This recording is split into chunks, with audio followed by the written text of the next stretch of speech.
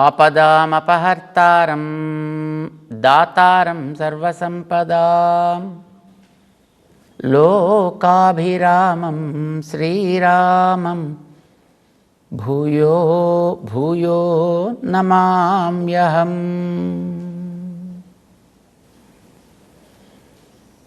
జై శ్రీమన్నారాయణ. ప్రియ భగవద్బంధువులారా, భగవద్గీతలో శ్రీకృష్ణుడు ఆత్మతత్వాన్ని గురించి అర్జునుడికి చెప్పటానికి 5 అధ్యాయాల గ్రంథాన్ని నడిపించాడు. 5 అధ్యాయాలు సుమారు ఒక్కొక్క దాంట్లోనూ ఒక యావరేజ్ని 30 శ్లోకాలు వేసుకున్నా సుమారు 150 శ్లోకాలు, 160 శ్లోకాల గ్రంథాన్ని నడిపించాడు ఆయన. ఆశ్చర్యం కదూ. ఆత్మతత్వాన్ని గురించి ఎందుకండి? శరీరం కంటే వేరు, ఇంద్రియాల కంటే వేరు, మనస్సు కంటే వేరు, బుద్ధి కంటే వేరు, జ్ఞానం కలిగినది ఆత్మ, అణుస్వరూపము. అయిపోయాయి. ఆత్మ గురించి చెప్పాల్సిందో చెప్పేసినట్టు పూర్తి అయిపోయింది. కానీ ఇది మనస్సులో పడేటట్టుగా అర్జునుడికి చేయడం కోసమని ఆయన 5 అధ్యాయాల గ్రంథాన్ని నడిపించాల్సి వచ్చింది. చెప్పిందే చెప్పకూడదు, కానీ కొత్తదేం చెప్పడానికి లేదు. ఉన్నదేదో అదే చెప్పాలి. అందులో ఉండేటటువంటి అందాన్ని పైకి తీసి తను చూపించాలి. ఇది తను చేయాల్సినటువంటి పని. పాపం చెప్పేవాడికి ఎన్ని రకాల కష్టాలు ఉంటాయండి. వినేవాడికి హాయిగా చెవివాడి వానవాడు పారేసి కూర్చుంటే, వీడు కళ్ళు తెరిచి కూర్చున్నా, కళ్ళు మూసుకు కూర్చున్నా, వీడు నిశ్శబ్దంగా కూర్చున్నా, సశబ్దంగా కూర్చున్నా, వాడు ఎలా కూర్చున్నప్పటికీ కూడా చెప్పేవాడికి ఉంటుంది కదా ప్రసవ వేదన. అవతల వాడికి అర్థం కావాలి, వాడికి బోరు కొట్టకూడదు. పాపం కృష్ణుడికి చెప్పాలనేటువంటి తపన, తత్వాన్ని తెలియచేయాలనేటువంటి ఒక తపన ఆయనలో. అర్జునుడు అడిగింది, నాకు ఏది మంచిదో చెప్పు అన్నాడు. మే యచ్ఛ్రేయ తద్వద ఏకం వద నిశ్చిత్య వద. ఇది తాను పెట్టినటువంటి కండిషన్స్. దానికి సమాధానం చెబుతూ 5వ అధ్యాయపు 6వ శ్లోకం దగ్గరికి వచ్చాడు ఆయన. అందులో చెప్తున్నాడు, సన్యాసస్తు మహాబాహో దుఃఖం ఆప్తుమయో గతః యోగయుక్తో మునిర్బ్రహ్మ నచిరేణాధిగచ్చతి. సన్యాసస్తు మహాబాహో. మహాబాహో అర్జున, సన్యాస పనులని వదలుట, జ్ఞానమునందుండుట. అంటే జ్ఞానయోగాన్ని అవలంబించేటటువంటి వ్యక్తి ఉన్నాడే, అలాంటి వాడికి ఆత్మసాక్షాత్కారం అనేటటువంటిది, ఆత్మావలోకనం అనేటటువంటిది, ఆత్మజ్ఞానము స్పష్టముగా కలుగుట అనేటటువంటిది ఆప్తుం దుఃఖం. దాన్ని పొందడం కష్టము. ఎందుకని? అయోగత. వాడికి అది పొసగదు కనుక. ఇక్కడ పుట్టినటువంటి మనిషికి అది అయోగత ఆప్తుం దుఃఖం. ఎందుకు అయోగత? ఏమిటి పొసగకపోవడం అంటే నువ్వు ఉన్నది శరీరంలోనయా? శరీరంలో ఉన్నావు కనుక శరీరానికి ఉండే లక్షణాన్ని బట్టి అది ఏదో చెయ్యాలి అని అనుకుంటుంది. ఏదో చేయాలి అనుకున్నప్పుడు చెయ్యకుండా దాన్ని అట్టే పెట్టడం ఎట్లా కుదురుతుంది? ప్రవహించడం దానికి సహజమైతే నీటికి, నేను ప్రవహించకుండా దాన్ని ఆపేసి పెడతాను అని అనుకుంటే అది పొంగైనా పొరలిపోతుంది, లేదా అక్కడ నిలవ ఉంటే పాడైనా పోతుంది. ప్రసరణశీలమైనటువంటి గాలిని నేను ప్రసరించనివ్వను అని ఆపేస్తే అది లోపల ఉండేటువంటి వాడికి సఫకేషన్ అయినా కలిగిస్తుంది, ప్రాణానైనా తీస్తుంది. మనకు తెలుసును కదా. శరీరానికి కూడా దానికి ఎప్పుడు కూడా సహజమైనటువంటి ప్రవృత్తి పని చేయుట. కనుక పని చెయ్యడమే లక్షణంగా కలిగేటటువంటి శరీరాన్ని పని చేయించను, దాంట్లో ఉండి నేను జ్ఞానం సంపాదించే ప్రయత్నం చేస్తానంటే నువ్వు విరుద్ధంగా ప్రవర్తిస్తున్నావు అని అర్థం. కనుక అది అయోగత. సాధారణంగా ఈ ప్రవచనాలకి అయితే గుళ్ళకి గోపురాలకి ఇలాంటి చోటకి వెళ్ళేటటువంటి వాళ్ళు తల్లిదండ్రులు లాంటి వాళ్ళు వాళ్ళ పిల్లల్ని, చిన్న చిన్న పిల్లల్ని కూడా పాపం వాళ్ళకి సంస్కారం కలిగిస్తే జీవితంలో ఎప్పటికైనా బాగుపడతారు కాబోలని తీసుకువెడతారు. ప్రవచనాన్ని తీసుకెళ్ళడం అనుకోండి, తల్లికి తండ్రికి వింటూ ఉంటారు, వాళ్ళకి అదేదో తెలిసింది కనుక, అర్థం అవుతూ ఉంటుంది కనుక, కనీసం అర్థం అవుతున్నట్టు ఉంటుంది కనుక వాళ్ళు దాని మీద దృష్టి పెట్టి అదేమిటో అర్థం చేసుకునే ప్రయత్నం చేస్తారు. పిల్లలకి ఏమర్థం అవుతుంది? చిన్నపిల్లలకి, అందులోనూ ఏదో 3-4 ఏళ్ల వయసు ఉండేటి పిల్లలకి వాడికి ఏమర్థం అవుతుంది కనుక ఏం అర్థం కాదు. కనుక ఏం చేస్తారు, మొట్టమొదటి కాసేపు కూర్చుంటారు. అదేదో అవతల దృశ్యం ఏదో ఉంది కనుక అక్కడ పైన చెప్పే వ్యక్తి వాడు వేది మీద కూర్చుంటాడు. ఆ వేదికి ఇటు కాస్త లైట్లు గీట్లు ఉంటాయి, అలంకారాలు గట్రా ఉంటాయి, పువ్వులు గట్రా ఉంటాయి, పళ్ళు గట్రా వేలాడుతూ ఉంటాయి. సో ఇవన్నీ చూసినప్పుడు కొంతసేపు వాడికి అవి ఆకర్షకంగా ఉంటాయి కనుక కాసేపు చూస్తాడు. సరే, ఆ పండు చేతికి దొరికితే వీడికి తినడానికైనా అవకాశం ఉంటుంది, కానీ పండు అక్కడ వేదిక మీద ఉంది, వీడి ఇక్కడ కూర్చున్నాడు వింటున్నాడు. కాసేపు చూస్తాడు, చూసిన తర్వాత ఇంకా ఇటు అటు చూస్తాడు, కాసేపు అమ్మని ఇటు పొడుస్తాడు, నాన్నని అటు పొడుస్తాడు, లేదా అమ్మతోటి అమ్మ అని మాట్లాడే ప్రయత్నం చేస్తాడు. లేదు కాసేపు ఆ పక్క వాడిది ఈ పక్క వాడి కూడా. వాడికి తిరగడం అలవాటు, కదలడం అలవాటు లేదు. అక్కడి నుంచి వాడు ఏడుపు వస్తే అక్కడి నుంచి ఎక్కే మనకి కేకేసి ఏడుస్తాడు. అయ్యో మనం 10 మందిలో కూర్చున్నామే కనుక మనం చాలా గంభీరంగా ఉండాలి అనేది అనిపించదు వాడికి. ఆ విషయం వాడికి తెలియదు వాడికి. బికాస్ బాలుడు అంటే లోపల ఏది ఉంటే అదే బయటకు వస్తుంది వాళ్ళలోంచి. ఏడుపు వస్తే ఏడుస్తాడు, నవ్వు వస్తే కిలకిలా నవ్వుతాడు. అయ్యో ఇప్పుడు నవ్వకూడదేమో అలా గంభీరంగా ఉండాలని అనిపించదు. అయ్యో ఇప్పుడు ఏడిస్తే మన నలుగురు ఏమైనా అనుకుంటారేమో కనుక ఏడుపుని అట్లాగే లోపల దిగమింగుకుందాము అని వాడికి అనిపించదు. చిన్నపిల్లలకి ట్రాన్స్పరెన్సీ ఉంటుంది కదా, లోపల ఏది ఉంటే అదే సహజంగా పైకి వస్తుంది. అది అలాంటప్పుడు ఏం చేయాలి ఆ పిల్లల్ని? అక్కడ కూర్చుని వాడు ఏడుస్తుంటే ఇటు పక్క వాళ్ళు అటు పక్క వాళ్ళు విడికేసి ఏదో చూస్తుంటే పాపం ఆ తల్లి తండ్రికి చాలా ఎంబరాసింగ్గా అనిపిస్తుంది, చాలా రెస్ట్లెస్గా అనిపిస్తుంది. కానీ వీడు ఊరుకోడు. మొట్టమొదటి కాసేపు ఊరుకోరా, కూర్చోరా, మీరా ఏదో చేస్తుంది, ఊరుకోడు. ఇంకా అక్కడ ఏడు ప్రారంభిస్తే ఏం చేయాలి? వాడిని తీసుకుని పాపం ఆ తల్లో తండ్రో బయటికైనా పోవాల్సి వస్తుంది అక్కడి నుంచి. లేకపోతే అక్కడ ఉండే ఆర్గనైజర్స్ ఎవరో వాళ్ళని వీళ్ళని లేపి బయటికి వెళ్ళండి ఆయన ఏం చేస్తారు. ప్రవృత్తిశీలమైనటువంటి ఆ వయస్సులో ఆ పిల్లలకి నువ్వు ఏదైనా వాళ్ళని ఎంటర్టైన్ చేయగలిగేటటువంటి ఒక వ్యవస్థ ఏర్పాటు చేస్తే, అంటే వాళ్ళకి ఆడుకోవడానికో పాడుకోవడానికో తినడానికో పడుకోవడానికో తిరగడానికో ఏదైనా వాళ్ళకి చేయడానికి వీలయ్యేదో అక్కడ నువ్వు వాళ్ళకి ఏర్పాటు చేస్తే నీ పని నువ్వు హాయిగా చేసుకోవచ్చు. వాళ్ళని నీతో పెట్టుకుని నువ్వు నీ పని చేద్దామంటే అది వాడికి చికాకు, నీకు చికాకు, చుట్టూ ఉండేవాళ్ళు కూడా ఎట్లాగైతే అది చికాకు కలిగిస్తుందో. ఈ శరీరం అనేది మనకి పిల్లల్లాంటిది, నువ్వు అందులో ఉండే పెద్దల్లాంటిది. నువ్వు ఇందులో కూర్చొని శరీరానికి అలవాటైన పనిని నేను చేయించను, వదిలేస్తాను. సన్యాస పనిని వదిలివేయుట, జ్ఞానమును అవలంబించి ఉండుట అనేది నువ్వు చేస్తాను కూడా జ్ఞానయోగంలో ఉంటానని అనుకుంటే అది అయోగత, నీకు పొసగని పని. కనుక అది ఆప్తుం దుఃఖం. ఆ మార్గంలోంచి నువ్వు ఆత్మదర్శనం అనేది చేస్తానంటే అది నీకు సాధ్యం కాదు, నీకు దుఃఖకరం అవుతుంది సుమా. మరి ఏం చేయమంటావు? యోగము జ్ఞానయోగము ఇవి రెండు కూడా ఏకం సాంఖ్యంచ యోగంచ.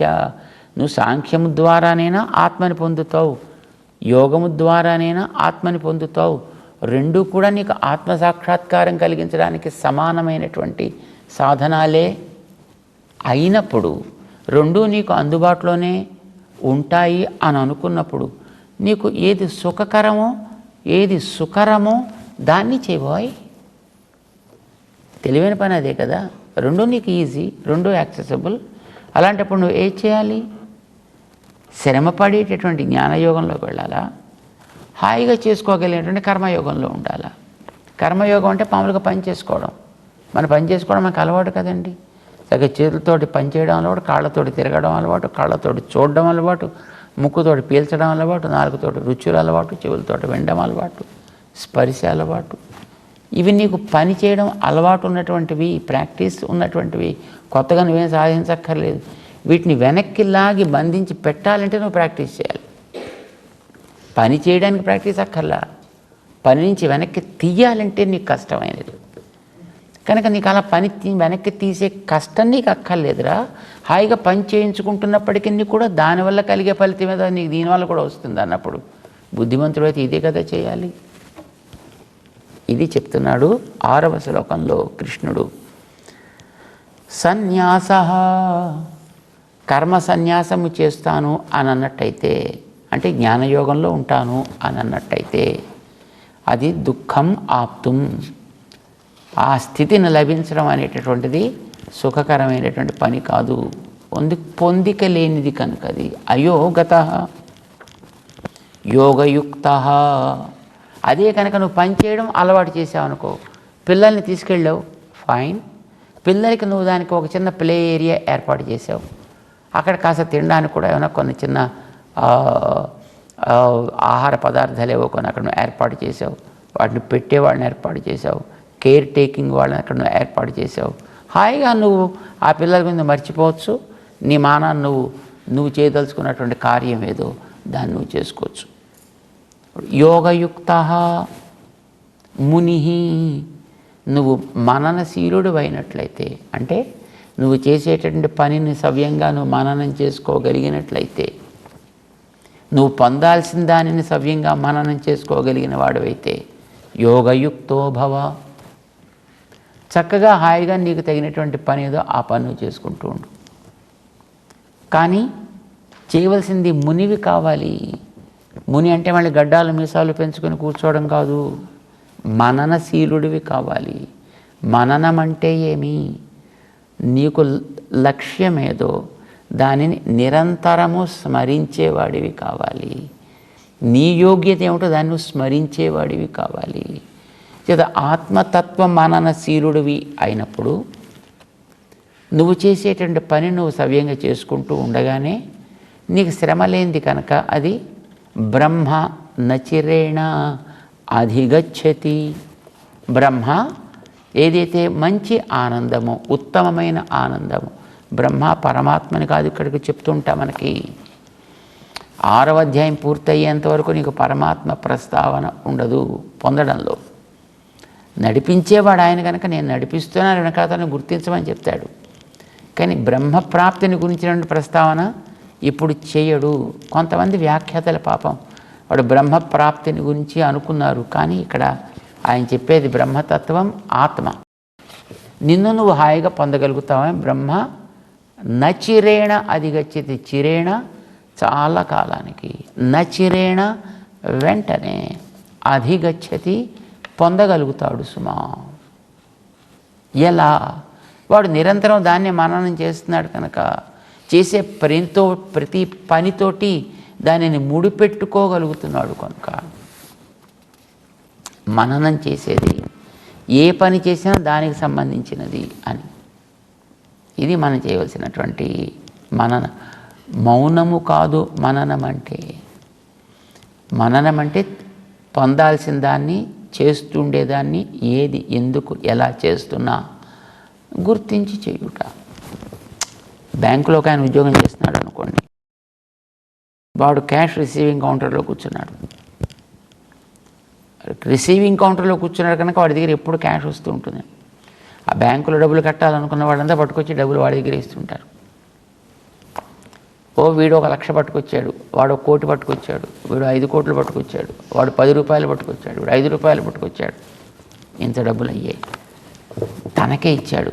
అబ్బా ఈ పూట నా సంపాదన ఇంత అని వాడు బ్యాగులో వేసి ఇంటికి వెళ్ళాడు అనుకోండి, అసలు మొట్టమొదటి గేటు దాటనివ్వరు వాడిని అక్కడ అనుకోండి. ముందర అక్కడే వాడిని పట్టుకుంటారు, తీసుకెళ్ళి లోపలేస్తారు వాడిని. వచ్చింది తన దగ్గరే, వీడే రిసీవ్ చేసుకుంటున్నాడు. కానీ వీడు రిసీవ్ చేసినప్పుడు ఏమని రిసీవ్ చేసుకుంటాడు, ఏమని దాన్ని జమ కడతాడు వాడు. ఇచ్చిన వాడెవడో, ఎవడి అకౌంట్లోకి అది వెళ్ళాలో వాడి అకౌంట్లో జమ కట్టాలే తప్ప ఇదంతా నా దగ్గరికి వచ్చింది కనుక నాదే అని వాడు అనుకుంటే వాడు ఇట్లాగా దోషి అవుతాడు. అంటే వాడు సరైనటువంటి జ్ఞానం లేనివాడిని కదంట వాడు తలవలసింది వాడు తలవటం లేదని అర్థం. వాడు 2 రూపాయలు పట్టుకొచ్చినా, రూపాయి పట్టుకొచ్చినా, 1 కోటి రూపాయలు పట్టుకొచ్చినా ఇది బ్యాంకుకి చెందినది, దీనికి బాధ్యత బ్యాంకు. నేను ఆ బ్యాంకులో ఒక ఉద్యోగిని, నేను చేసేది ఆ బ్యాంకుకి ఉపయోగపడేటట్టుగా బ్యాంకు ఖాతాలో ఇది జమ అయ్యేటట్టుగా చెయ్యడం నా బాధ్యత తప్ప ఈ ప్రెమిసెస్లో నేను ఉన్నంతవరకు ఏదొచ్చినా అలానే చేస్తాడు వాడు. అంటే వాడు ఈ మాట మాటికి చెప్తుంటాడా బయటికి? నో. కానీ వాడి పైన మర్చిపోవచ్చా దాన్ని? నో. వాడు దాన్ని మరవడు, నిరంతరము మననం చేస్తుంటాడు. అంటే వాడికి ఎప్పుడు కూడా అది లోపల ఆలోచన సాగుతూనే ఉండాలి.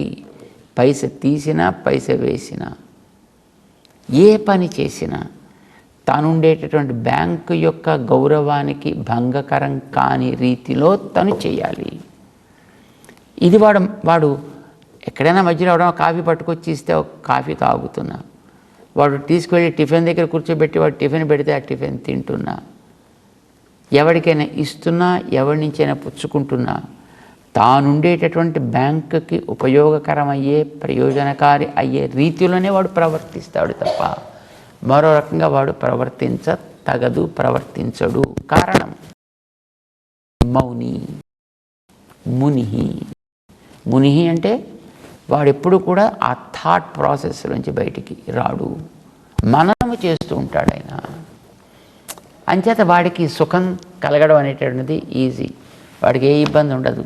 నెల కాగానే వాడికి రావాల్సిన జీతం వాడికి వస్తుంది, వాడికి రావాల్సిన ప్రమోషన్ వాడికి వస్తుంది, వాడికి రావాల్సిన ఇంక్రిమెంట్స్ వాడికి వస్తాయి, వాడికి రావాల్సిన క్రెడిబిలిటీస్ వాడికి వస్తాయి, వాడికి ఇవ్వాల్సినటువంటి ఎకోలెట్స్ ఏవో ఆ వచ్చేటువంటి పెద్ద ఆఫీసర్లు వాడు ఈ రకమైనటువంటి మననము వాడిలో ఉన్నంత వరకు, వాడు చేయవలసిన పనులు సవ్యంగా చేస్తున్నంత వరకు, ఆ పని చేస్తూ ఉండడం అంటే యోగయుక్త. యోగం అంటే పని, యుక్త దాంతో వాడు కూడుకున్నాడు, పని చేస్తున్నవాడు అని అర్థం. అంటే సవ్యంగా పని చేస్తూ ఉండేటటువంటి వాడైతే వాడికి ఆ వెనకాతల మననం సాగుతుంది. ముని వాడికి ఏం కలుగును? మంచి ఆనందం కలుగును. మంచి ఆనందానికే బ్రహ్మ, ఆనందో బ్రహ్మేతి వ్యజానాత్. మంచి ఆనందాన్ని బ్రహ్మ అని అంటారు. వీడికి మంచి ఆనందము కలుగును. యోగయుక్త ముని బ్రహ్మ, ఆ ఆనందాన్ని నచిరేణ అధిగచ్చతి. నచిరేణ వెంటనే, ఎప్పుడు వీడు ఇలాగా ఉండడం ప్రారంభం చేస్తాడో అప్పటి నుంచే వాడు ఆనందంలో మునిగి తేలుతూ ఉండును. అధిగచ్చతి తప్పకుండా పొందును. ఇది మనకి భగవంతుడు చెప్పేటట్టు. ఇది ఏ రకంగా సాగుతుంది? పని చేస్తుంటే మరి అంటుకోకుండా ఉంటుందండి అంటే అంటుకోకుండా ఉంటుంది. ఇప్పుడు ఇందాక బ్యాంక్ వాడిని ఉద్యోగిని మనం దృష్టాంతంగా తీసుకున్నాం. వాడు ఒక అకౌంట్లోంచి 1 కోటి రూపాయలు విత్డ్రా చేసేసాడు, ఎందుకంటే వాడు చెక్కు పట్టుకొచ్చాడు కనుక.